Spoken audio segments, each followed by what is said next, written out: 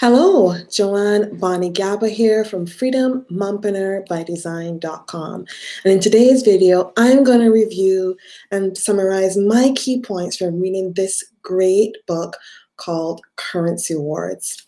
Now, really quickly, if you are new to my videos or channel, what you can expect is videos to help you get started quickly and effectively here with video marketing or YouTube video blogging. I'm doing a reading a book a week challenge, so you'll see a lot of book reviews. I do also a lot of life hacks and just share my life lessons as I live my life. And so if you find value in that content, I welcome you to hit the subscribe button or also hit the bell button below so you'll be notified whenever I go live or upload a new video. So one of my key focus areas for this year is financial education. It's my belief that we are really in a critical stage globally. And the best thing that I can do and what I'd recommend for you to do is educate yourself as much as possible.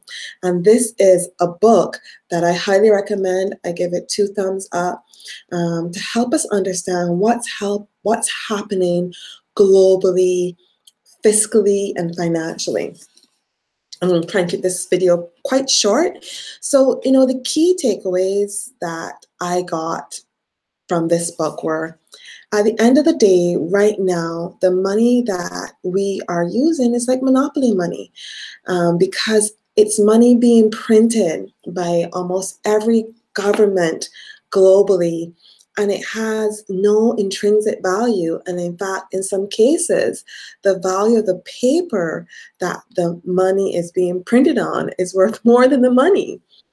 So one of the great things about this book is that at the beginning of the book, there is a story about the gentleman, James Rickards, being invited to take part in a simulated currency war, where he was asked to be on a team that uses currency as a weapon in combat globally. So it is something that's being used, maybe not as visible to you, but it is, and it is possible. And he goes through the scenario in the book, and he also shows that while they were doing the simulation, a parallel, some of the events that they pretended to do happened in real life. Later in the book after that, but midway to almost to the end of the book, there's a lot. It becomes a little bit dense. This is not a book I read in a week. It took me at least 2 weeks to read it. And that's because it becomes very dense going through fiscal history. It's really good. And I would encourage you to read that content, even though it might be a little bit hard to read, because it really opens your eyes to what happened with how money was created, how money was used in the World War, and how we moved from money having value and tied to a gold standard to now governments printing it willy-nilly. And in fact, the issues we have in our current fiscal environment globally is liquidity, and the increasing in printing in money isn't helping the problem, right? Just have some notes here that I want to refer to while I'm chatting. So, first of all, using currency as a weapon of war is possible, and he shows that in the book. Second of all, we are in an age of what we call fiat currency, which basically means it's fake. And that might be hard to get through if this is the first time you're hearing about fiat currency, but read the book, Google it online. There's a lot of valid history and valid technical support for why this money now, having not tied to the gold standard as it is now pretty much worth very little. Talks about the solvency crisis, and because the US government and the Canadian government where I live, we're printing money, it's causing inflation, and inflation in ridiculous ways that is now impacting other countries who aren't printing money, because that money that's being printed is looking for returns globally. I found one of the other key takeaways that I want to end with is that, when we're talking about fiscal or looking at economic trends and whatnot, you hear a lot about the bell curve.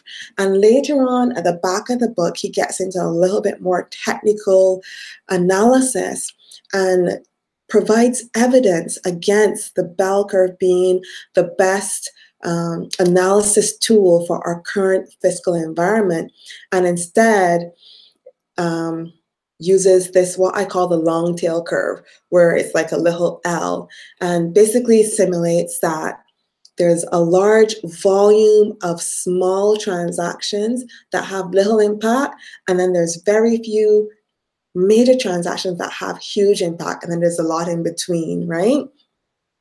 And the fact is that these are also all random.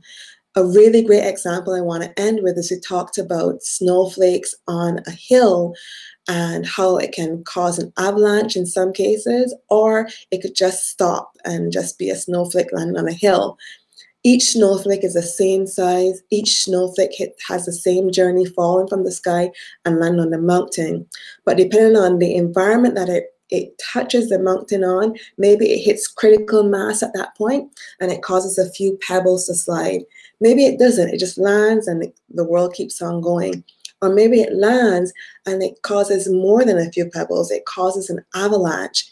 But each snowflake is the same size, it came from the same path, but the outcome is randomly different and huge invariance.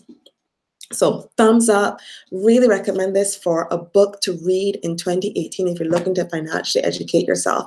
Have you read it yourself? What did you think? Is there a key point that you took out that maybe I didn't mention that I should have? Leave it in the comments below and feel free to join me in reading a book a week challenge. I'll see you in my next video.